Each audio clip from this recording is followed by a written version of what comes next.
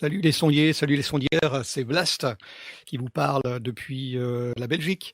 Vous m'écoutez normalement sur le Twitch et aussi très probablement, si ça se passe bien, sur YouTube des sondiers. Si vous avez des questions, je vous invite à les poser dans le Twitch de Bad Geek. Vous trouvez tous les liens si vous ne connaissez pas par le biais de podren.fr et vous allez tomber dessus. Euh, Moi, je vais essayer de les noter. Il y a il y a un chat. Je vais essayer de noter les questions et puis on va y répondre. La petite séquence que je vais vous proposer, c'est une petite vidéo qui vous montre des petites choses et astuces. Comment est-ce que je fais quand je traite un podcast et puis d'autres petites choses aussi qui viennent entre autres de Grincheux. Merci Grincheux et qui peuvent servir de base pour montrer des trucs. Et puis après, voilà, on a une petite demi-heure ensemble pour répondre aux questions. Les circonstances de l'enregistrement que je vous fais passer là tout de suite, c'était avec les copains sondiers. On était à Los Angeles en janvier dernier pour couvrir le NAMM. Donc on a enregistré ce qu'on appelle des débriefs. On se met en fin de journée, vautré dans le canapé, dans les canapés dans le salon. On installe un plateau de radio avec des micros. Alors cette fois-ci, on était tous en micro dynamique, donc des micros typiques micros de scène.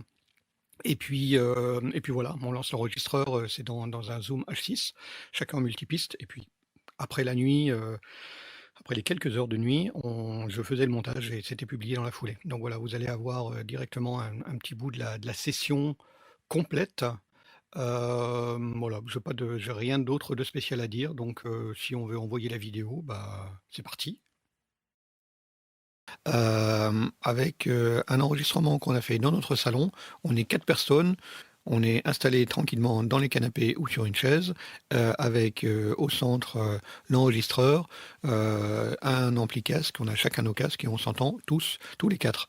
Alors il y a Blast, c'est moi, il y a Jay, il y a Knarf et il y a Asmoth, chacune dans une piste. C'est enregistré dans un Zoom H6 en piste individuelle. Ce qu'on constate, c'est que les niveaux, ça c'est presque même un peu fort. Un bon niveau, c'est à peu près ça. Ça fait peur. Ça doit faire peur. Un enregistrement, si j'écoute en solo, à l'enregistrement, hein, je parle pas ma voix, nous prenons un moment. Il vient au NAM, mais c'est pas pour être sur le stand. Il vient Vous voyez à pour un combien je show tourne? avec des tas de gens très importants, monument, etc. Ça me dérange pas. Et on peut comprendre. Moi, On je est suis vraiment à tout à fait moins 12, moins compréhensif 18 du point de vue quand je parle, de moins la situation 24. Ça, que, ça c'est le genre de niveau qu'il faut obtenir quand on enregistre que pour moi j'ai lu le être certain manuel. de ne pas saturer.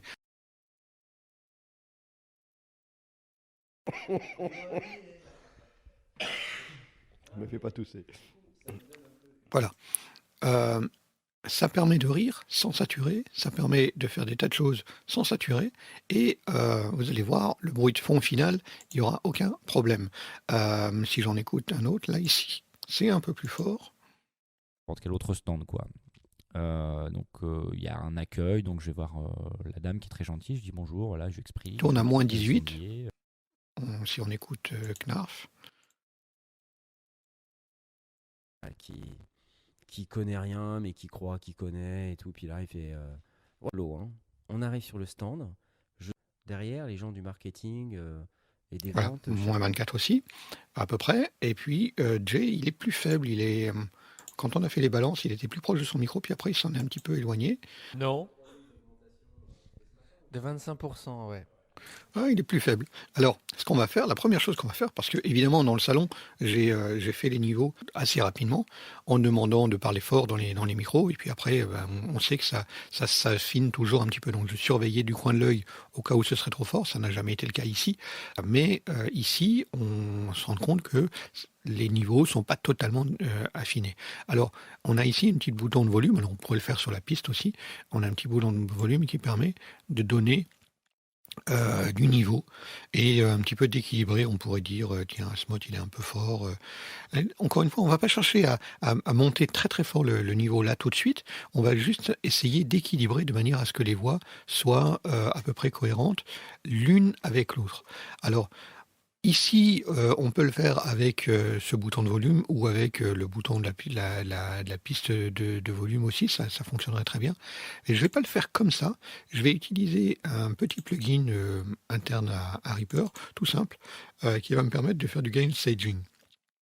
Pourquoi je fais ça? C'est ce qui va nous permettre, parce que d'habitude j'utilise ce petit bouton de volume qui fonctionne très très bien, mais là on va utiliser le gain staging parce que ça va nous permettre d'écouter le avant-après sans aucun traitement, et puis une fois qu'on aura activé tous les boutons. Alors si je prends ici, si j'active ma piste d'effet, voilà ma piste d'effet, pour l'instant il n'y a rien dessus, je vais ajuster simplement mon volume. Ici je vais lui donner 1,5 décibel de plus. Ça correspond à la même chose si j'avais monté ici mon volume de 1,5 décibel ou ici de 1,5 décibel. Donc là, j'ai décidé que celui-là avait besoin d'1,5 décibel. Pour J, on va activer. J, je lui ai mis presque 6 décibels parce qu'il est vraiment plus faible que les autres.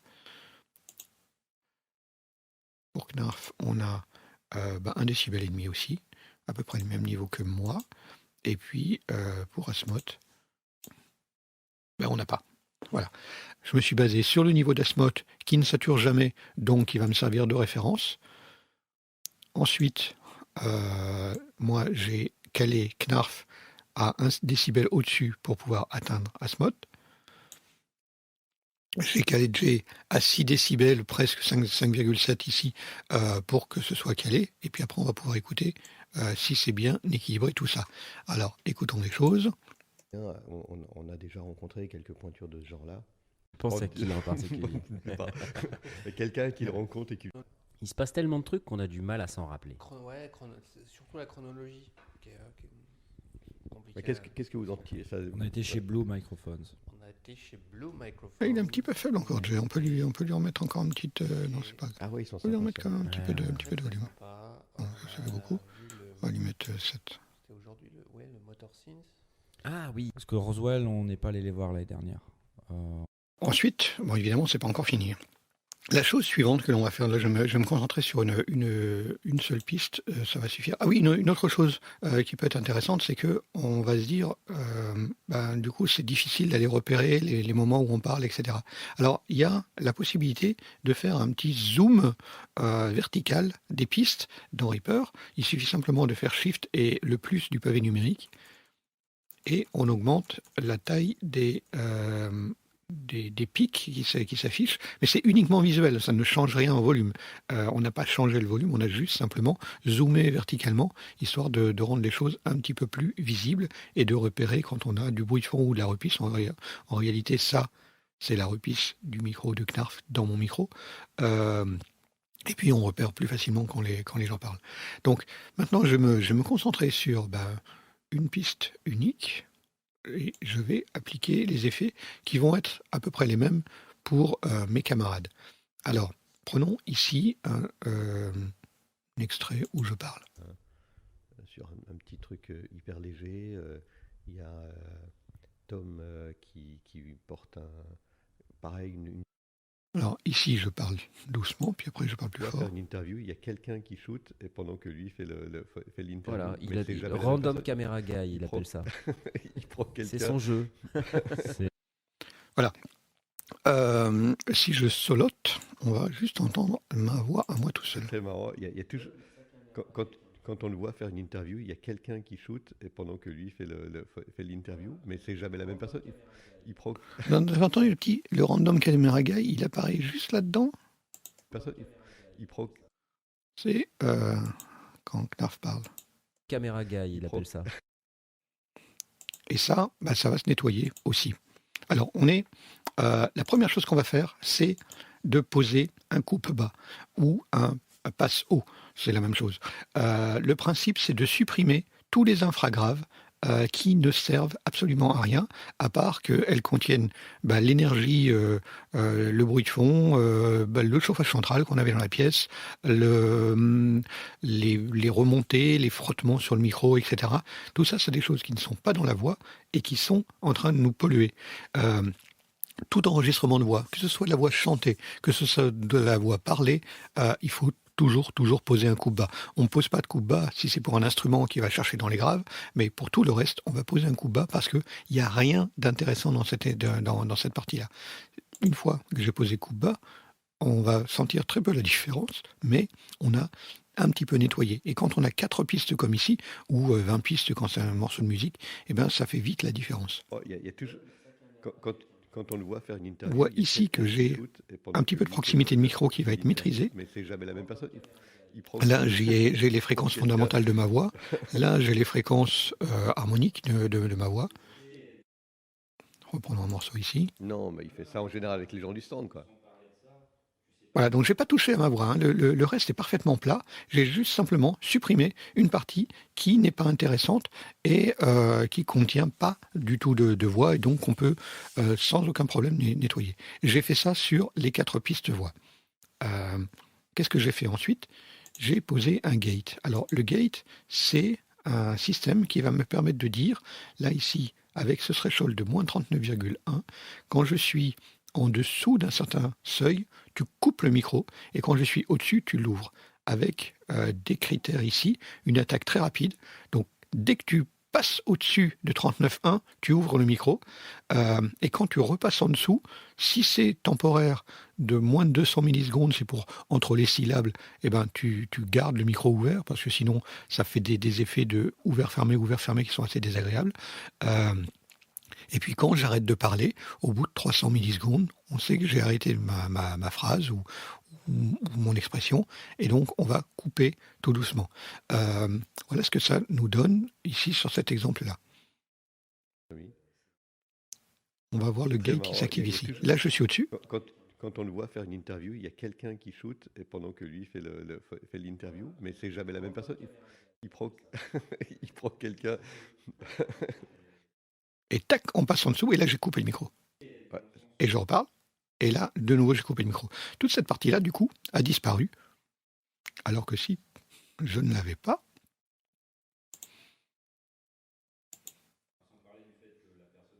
il y a des petites choses. Non, mais Tout ça, c'est des petites choses qui polluent et dont on va se passer et qui vont un petit peu clarifier, nettoyer mon enregistrement. On a fait vraiment très très simple. On a supprimé les graves, on a supprimé les parties où je ne parle pas et évidemment, je vais l'appliquer sur les 4 pistes de la même manière. On va faire ça tout de suite après. Donc voilà, j'ai mon gate. Après, je pose un compresseur. Le compresseur, le principe, c'est que toutes ces parties qui sont un peu fortes m'empêchent de monter mon volume de manière à donner du corps et de la présence à ces parties qui sont un peu plus faibles. Si j'arrive à couper ça, parce que il ne faut pas dépasser le 0 décibel. Si j'arrive à couper ces parties-là, je vais pouvoir remonter l'ensemble de manière à ce que ces parties-là soient plus audibles. C'est le principe du compresseur. Alors c'est un peu plus subtil que ça, c'est pas uniquement coupé. Il y a une courbe, une douceur qui se fait, mais le principe est de donner de la présence à ces parties plus faibles sans saturer sur les parties les plus fortes. On n'oublie pas que comme j'ai posé mon gate, ce que je vais remonter, c'est la partie qui est nettoyée. Donc ces parties-là n'existent plus. Donc on a vraiment les parties qui sont au-dessus de mon gate qui était à moins 39,1 et mon compresseur, il va travailler pour commencer à un petit peu réduire ou lisser les volumes dès qu'on est au-dessus ici de 31 décibels et puis progressivement dès qu'on est sur les parties les plus fortes il va compresser plus fort. Si on est légèrement au-dessus de cette valeur-là, il compresse faiblement. Si on est très fort, il compresse fortement. Il utilise en fait ce qu'on appelle le ratio, et le ratio il est ici un ratio de 5,2 sur 1. C'est un ratio correct. C'est pas un ratio très très fort, c'est un ratio, un bon premier petit ratio pour nettoyer. On va écouter la différence avant et après. Je vais vous faire écouter. On va reprendre un petit peu avec cette partie-là avant, quand je suis calme. Donc là, il est activé. il le refourgue toujours à quelqu'un. C'est pas lui qui filme. Ouais, le site Anatomy. C'est très marrant. Il y a toujours. Donc on sent quand même que je suis pas Quand on plus le voit fort. faire une interview, il y a quelqu'un. Et on qui voit shoot ici que je et passe pendant au-dessus. que lui Et là, fait cette petite barre rouge fait l'interview, m'indique. mais c'est jamais la même personne. Il prend, il prend quelqu'un. Voilà. Quand on a la barre, elle est importante, on est en train de compresser. Ouais. Et quand elle est plus faible, on ne compresse pas. ici, une double poignée avec son il appareil n'y a pas de photo, mais lui, de toute compression, façon, il le refourgue toujours à quelqu'un. très C'est très pas lui qui légère, elle est filme, à peine dessus. ouais, le site Anatomie. C'est très marrant. Il y a Et toujours, là, on a quand, quand on le le voit faire une compresseur qui est interview, très il y a légèrement quelqu'un qui actif, de shoot 1 pendant que décibel, lui fait, moins 0,2, fait etc. l'interview, mais c'est jamais la même personne. Il prend, il prend Voilà. quelqu'un. Et sur les rires, j'ai le contrôle. J'applique ça, encore une fois, sur toutes les pistes. Ça va me permettre de donner un petit peu de niveau. Et avec l'auto-make-up, on a gagné du niveau. Si je le fais avant-après, Une double poignée avec son appareil photo, mais lui, de toute façon, il le refourgue toujours à quelqu'un. C'est pas lui entre la qui différence. filme, ouais, le site Anatomie. C'est très marrant. Il y a toujours, quand, quand on le voit faire une interview, Avec, il y a quelqu'un qui sans, shoot et pendant que lui fait avec, fait l'interview, mais c'est sans. jamais la même personne. Il prend, il prend quelqu'un. Voilà. Donc, ici, j'ai posé un petit compresseur, pas très fort, présent, mais sans être trop fort. Si on commence si on est dans des taux de 4, 5, 6 pour 1, on est dans du compresseur qui est très très bien pour de la voix. 6, c'est déjà beaucoup.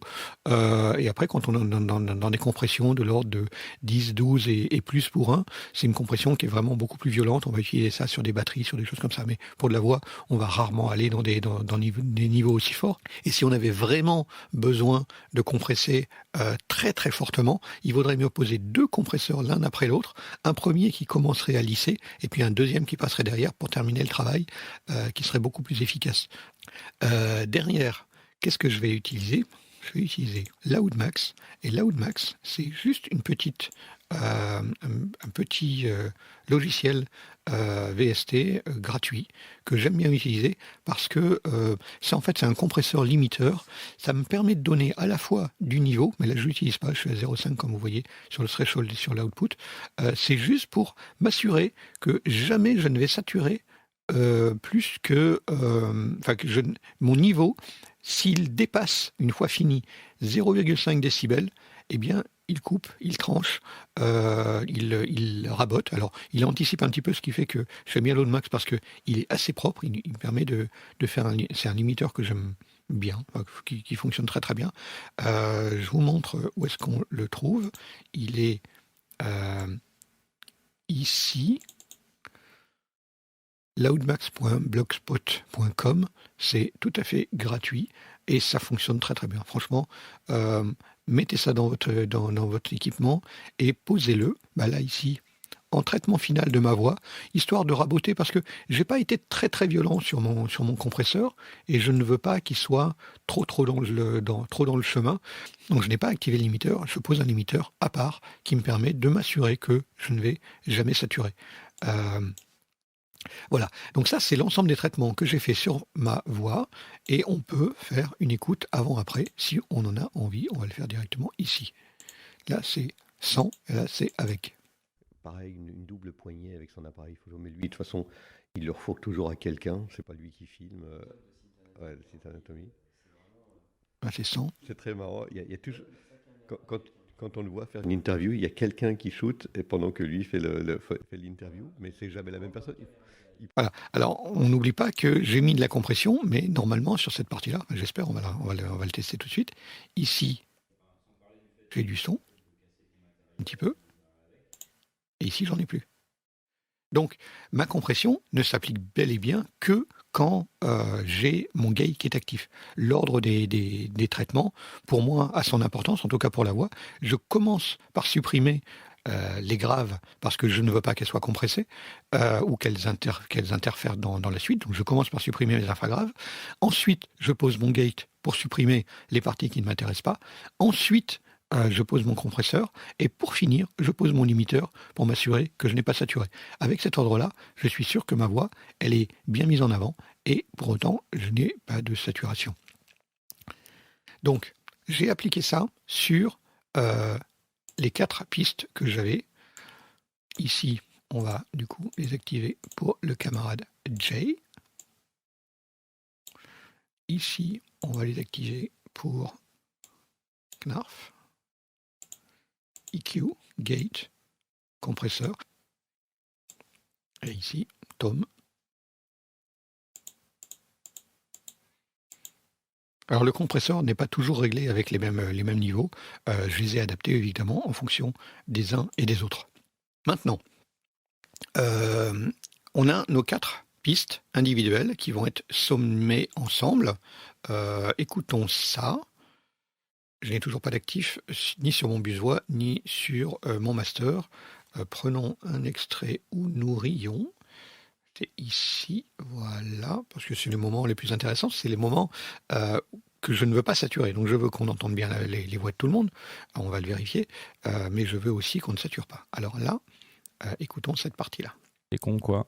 Ouais, mais t'es un mec de guitare, nous on est des mecs de synthé. C'est ça. Je vois pas. T'es un peu chacal, mais En fait, moi, j'ai même pas. Alors ici, on a saturé au bus voix. C'est-à-dire que on n'a pas saturé sur les rires, mais et la somme de ces 4 micros me fait saturer mon bus voix. Donc le bus voix rassemble mes 4 pistes et du coup, individuellement, je n'ai pas saturé, mais mon fichier final, lui, il est tapé au-dessus, il est tapé de 0,4 décibels. C'est pas énorme, mais c'est de la saturation. Et de la saturation, c'est une onde carrée et on n'en veut pas. Donc qu'est-ce que je fais? Je vais poser de nouveau un simple loud max sur ma piste master. Je vais donner du niveau. Là, cette fois-ci, je vais l'utiliser pour donner du niveau, mais je vais lui dire tu ne vas pas saturer ma sortie. Tu vas la contrôler et tu vas la maîtriser à 0,5 décibels maximum. On pourrait un petit peu le pousser un petit peu plus entre 0,1 et 0,8. 0,8 c'est pas mal. Posons ce limiteur. On va donner plus de niveau, c'est-à-dire que ici ma somme faite, j'étais encore confortable et tranquille. Maintenant je vais lui donner là je vais pousser de 6 décibels, donc je vais pousser le volume, parce que l'idée c'est qu'au final on puisse écouter mon podcast aussi bien dans le bus que dans sa chambre, donc il faut quand même qu'il y ait un peu de volume, mais je ne veux toujours pas saturer. Alors réécoutons cette partie-là.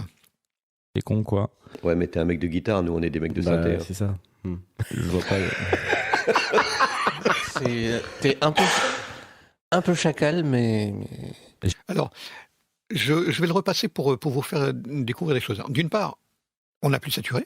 Vous voyez qu'on a le contrôle, puisque le traitement du limiteur a fait son travail, mais aussi on a gagné du niveau sans activer le compresseur interne. On a simplement monté de niveau. Ici, vous avez cette barre-là qui va indiquer quand le traitement du compresseur fonctionne, encore une fois. S'il ne bouge pas, c'est qu'on a simplement gagné du niveau, nos 6 décibels. Et s'il bouge, c'est qu'on a un compresseur qui est actif. Je le repasse. C'est con, quoi. Ouais, mais t'es un mec de guitare, nous on est des mecs de synthé. C'est ça. Je vois pas. Et quand on rit, t'es un peu quand on rit, on a le contrôle du rire. Donc le rire, ça reste tout à fait naturel. Il n'y a pas d'impression d'écrasement ou cette impression de saturation. C'est craquement qu'on entend en saturation. Le compresseur fait son travail. On a donné du niveau sur les parties où on parle calmement, qui nous permet de bien les entendre. Et on a le contrôle de la saturation. Ça, c'est vraiment clé d'avoir et l'un et l'autre. Et au final, sur mon master, alors le master, c'est un bus finalement. Ces 4 fichiers, ces 4 pistes-là rentrent dans ce bus-là, et ce bus-là rentre dans le master. Mais comme j'ai mon générique des sondiers qui rentre aussi dans le master, par principe et systématiquement, je pose aussi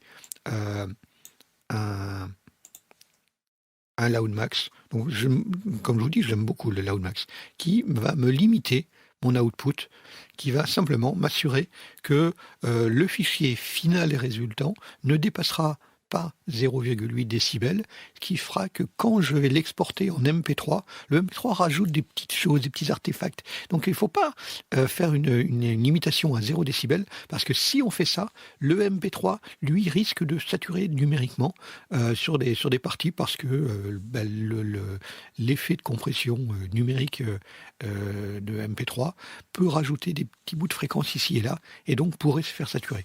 Donc on garde une marge de 0,5 à 1 décibel pour pouvoir permettre au MP3 de faire son travail de compression, encore une fois sans jamais saturer, et être certain que vous délivrez le meilleur son à vos auditeurs et auditrices. Voilà, alors ici Je n'ai pas d'effix sur les sondiers. Pourquoi je l'ai posé là? Comme je vous le dis, par principe et systématiquement, je pose un limiteur en finale, quels que soient les traitements que je fais auparavant. Donc là, il ne va pas servir, évidemment, puisque le traitement aura été fait au besoin, et puis mon générique des sondiers, il est sous contrôle. Tiens, là, par contre, ah non, c'est normal, il est un peu fort. On est à moins 4 décibels. Il apparaît un peu fort, mais n'oublions pas que c'est parce que j'ai simplement fait un zoom sur les pistes. Ça, c'est la forme normale que ça a à l'origine. Alors, écoutons des petits bouts avec et sans. Si je sélectionne tout, normalement, je vais être capable de les activer ou de les désactiver. Alors, prenons un moment où tout le monde parle. On n'a aucun effet. Il se passe tellement de trucs qu'on a du mal à s'en rappeler. C'est surtout la chronologie qui est compliquée. Qu'est-ce que vous en tirez ça? On a été chez Blue Microphones. Bon, on va le refaire avec les effets maintenant.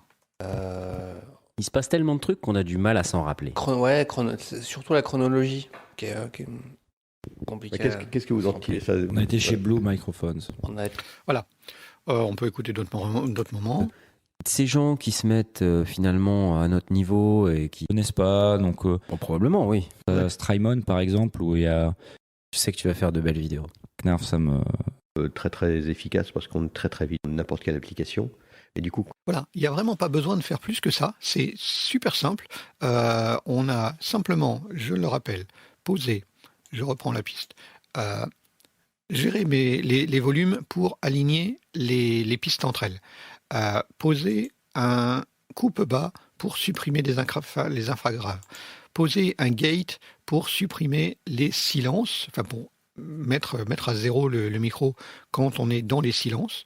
Poser un compresseur qui va permettre un petit peu de lisser les parties les plus fortes et de remonter légèrement les parties les plus faibles.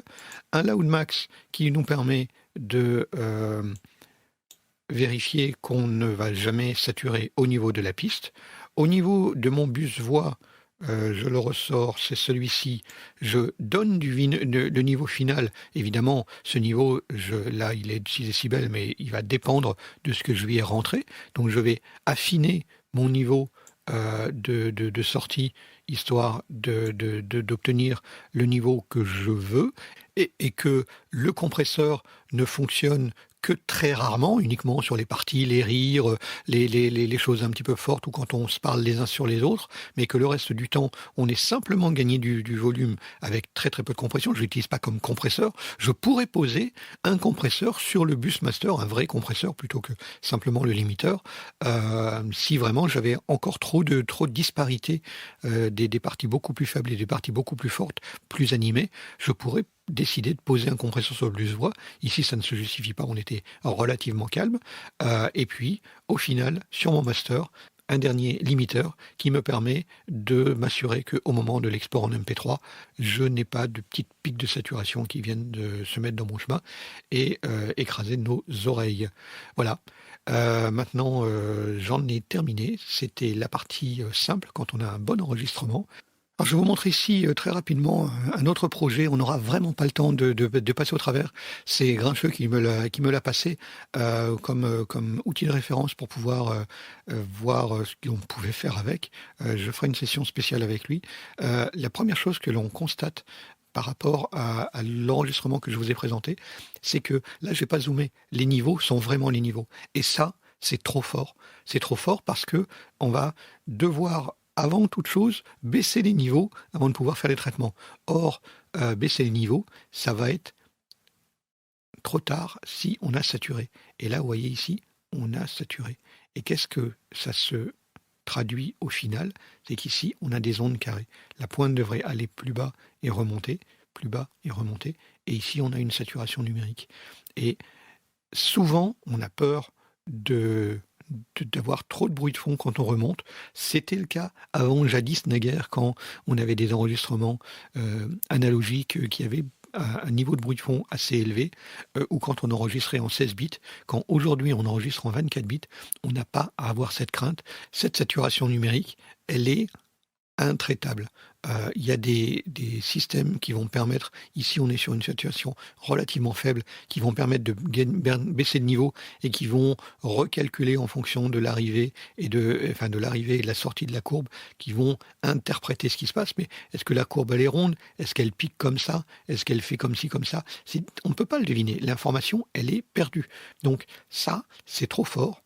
Et le principe, c'est garbage in, garbage out. On va pouvoir faire quelque chose de relativement correct. Ça va d'une part prendre beaucoup plus de temps parce qu'on va devoir faire des traitements supplémentaires pour espérer nettoyer cette prise de son. Donc, faites gaffe, n'enregistrez pas trop fort. L'enregistrement, c'est entre -12, quand vous faites les niveaux, entre -12 maximum et -18. Et s'il y a des rires, allez, -6 décibels, je vous les accorde. Mais tournez entre -12, -18. Il faut que le curseur tourne en permanence autour de -18. C'est-à-dire que quand on parle calmement, il soit de l'ordre de -24. Et que quand on parle fort, il soit de l'ordre de -12, mais vraiment, vraiment pas plus. Et si vous avez ça, si vous enregistrez en 24 bits, vous n'aurez aucun problème pour ensuite faire vos traitements simplement et proprement, et vous aurez des beaux podcasts. Alors j'ai noté quelques questions qui ont été entre autres relayées par Knarf depuis la vidéo YouTube des sondiers qu'il a relayé. Alors, première question que j'ai eue, c'était à quel niveau est-ce qu'on pose le coupe bas? Alors ici, il était de l'ordre de 100 Hertz à peu près. Parce que bon voilà, en général, c'est à peu près là où on le pose quand on de base. Si on a quelqu'un qui a une voix vraiment très très très grave, on peut aller éventuellement descendre à 85 si on veut pas trop taper dans ce grave. Si c'est une voix féminine ou une voix un peu plus aiguë ou une voix de tête, on peut monter à 185, parfois même jusqu'à 200. Il m'est arrivé de monter jusqu'à 200. Tout ce qu'on peut nettoyer, il faut écouter simplement le avant-après. Tout ce qu'on peut nettoyer, eh bien, on va le faire, donc c'est mieux. Autre question, les VST sont-ils tous natifs dans la vidéo? Comme vous avez pu le voir, tout ce que j'ai utilisé, excepté le Loudmax, sont des plugins qui sont internes à Reaper. Quand on prend la licence Reaper, eh bien, tous ces plugins, en fait, tous ces effets sont livrés avec. Il y a un compresseur limiteur aussi dedans. C'est parce que moi je préfère Loudmax, mais on peut aussi faire sans. Et puis bon, Loudmax c'est gratuit, donc c'est pas un problème. Une question sur OBS. Est-ce que on peut aussi utiliser ce genre de traitement dans OBS?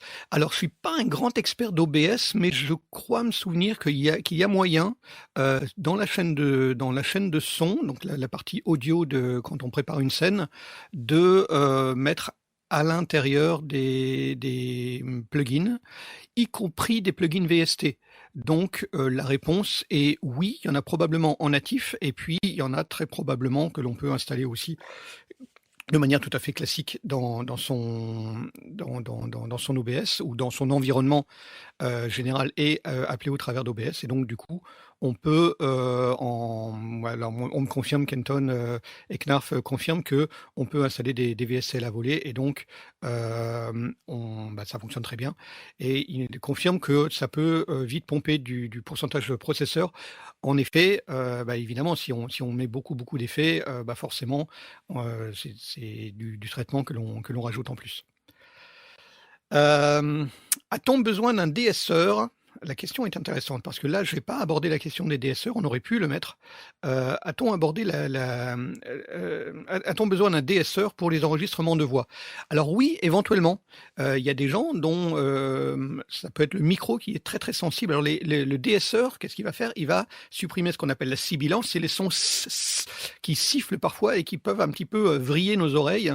Alors ça peut dépendre de la manière de parler d'une personne à l'autre, et ça peut aussi dépendre du micro. Certains micros sont très sensibles à ce son, à ces fréquences-là, et d'autres le sont moins. Donc du coup, simplement on va écouter, et si on entend cette espèce de vrillement, de ces sifflements qui sifflent sur nos têtes, eh bien on peut appliquer un DSR.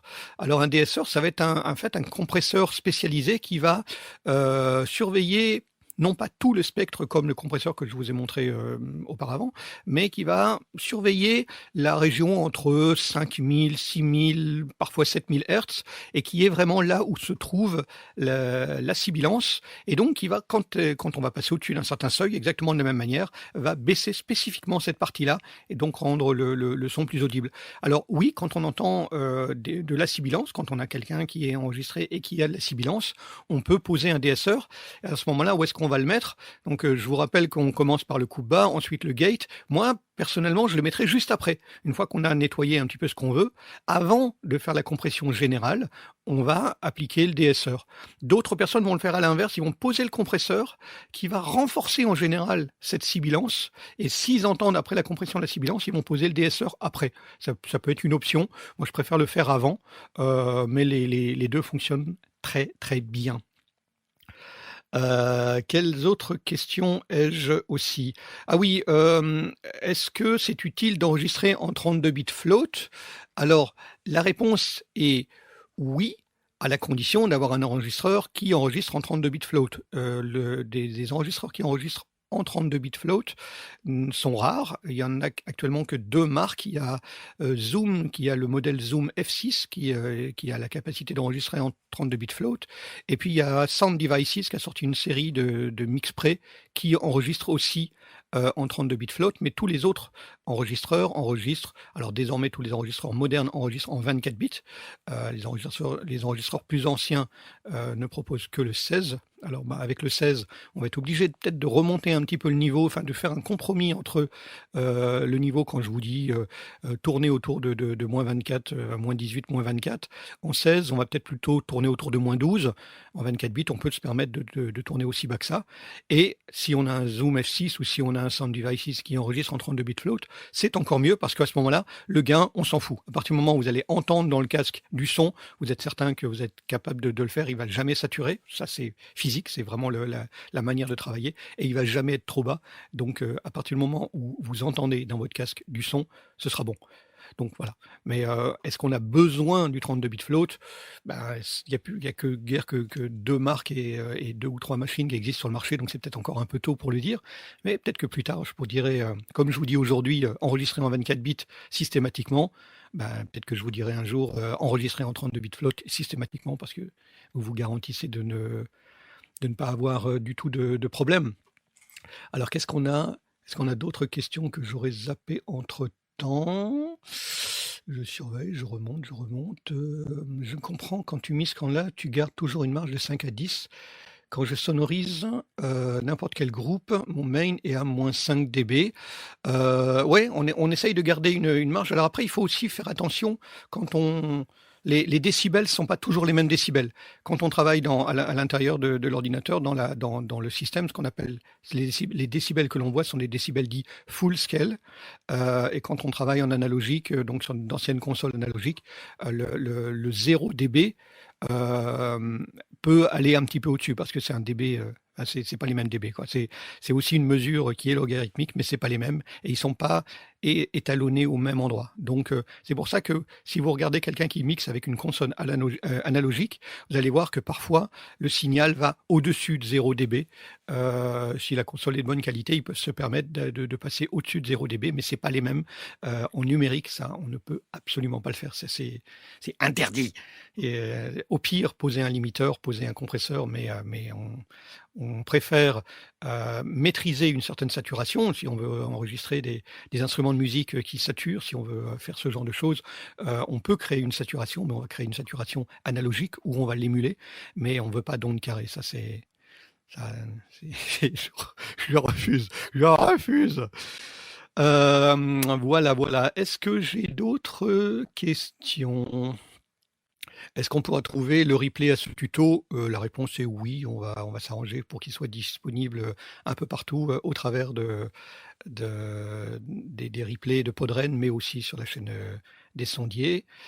Je pense qu'on a fait le tour de mes questions.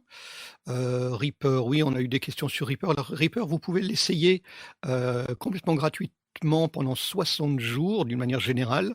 La version est complète, sans aucune limitation, tout est dedans. C'est gratuit pendant 60 jours et en ce moment, Cocos propose, avec le confinement, une licence qui va jusqu'au mois de juillet, je crois, je ne sais plus exactement, mais qui est encore plus longue même. Donc n'hésitez pas à le tester parce que quand vous installez la version dite d'essai, ben, c'est la même version que la version de production, donc vous pouvez y aller. Est-ce que j'ai d'autres questions? Je suis en train de redescendre la liste. Non, voilà, je pense qu'on a fait à peu près le tour.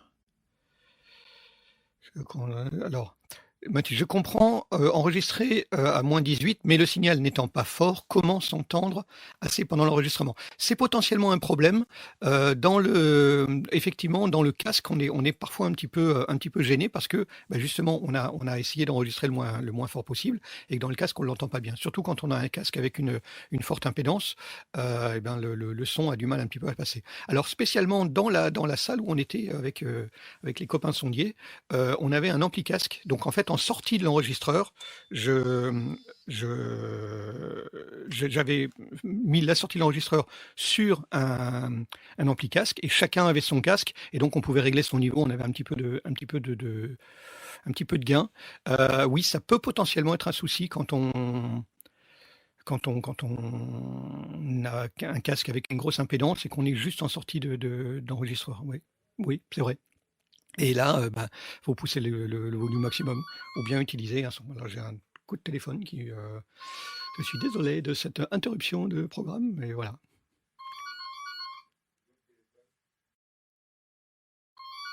Et il n'y a personne qui va décrocher, évidemment. Ah si, ça vient. Merci. Voilà. Est-ce que vous avez d'autres questions? Alors, voilà, vous débranchez votre téléphone pendant les lives, comme ça évite de sonner, mais voilà, c'était peut-être une urgence. Probablement une urgence. D'autres questions? S'il n'y a pas d'autres questions, eh bien, je vais rendre la main. Alors, attends, Johan le Divin, comment savoir si le bruit vient de notre enregistrement ou du bruit de la sortie casque?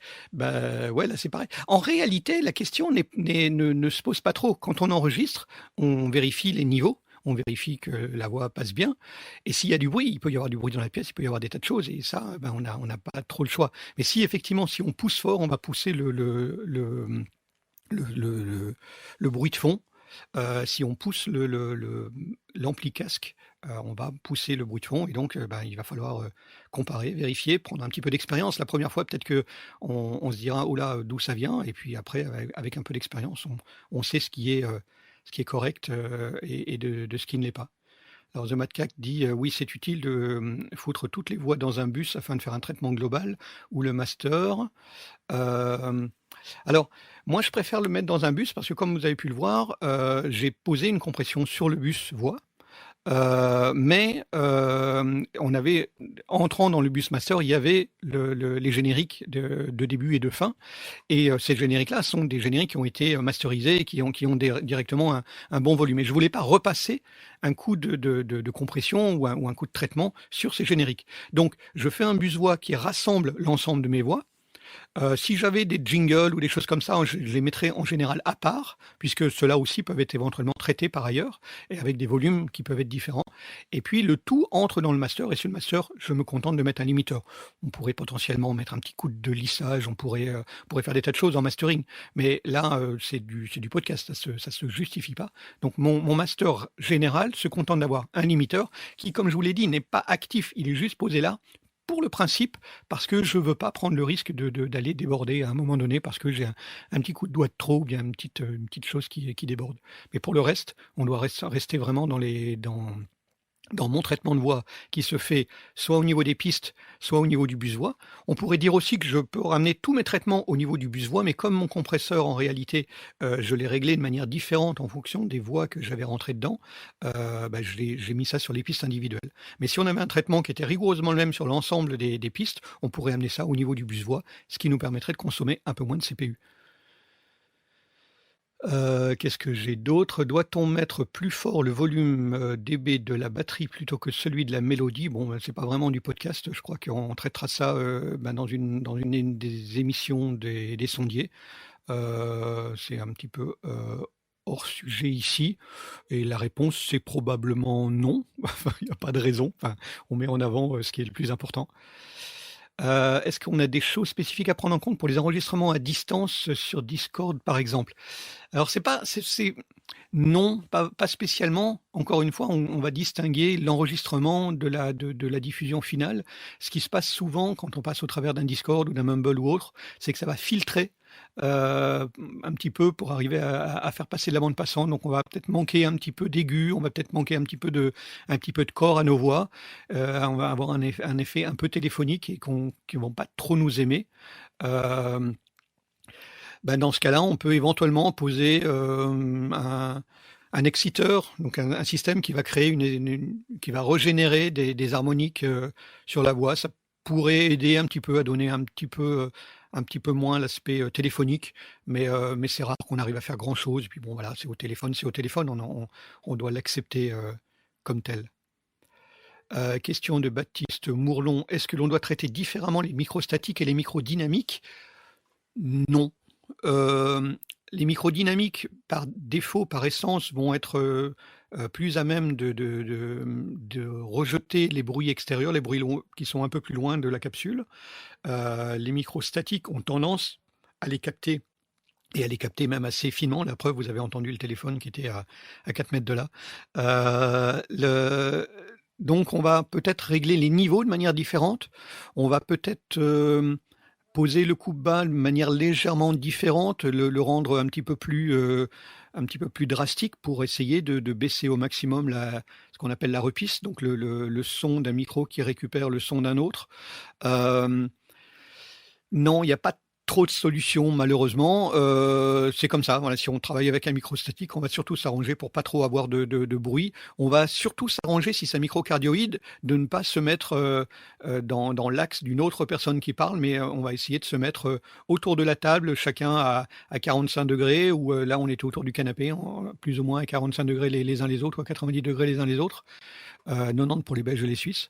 Et donc, ça permet de ne pas trop faire rentrer dans le micro un microcardioïde entre le son, surtout sur l'avant.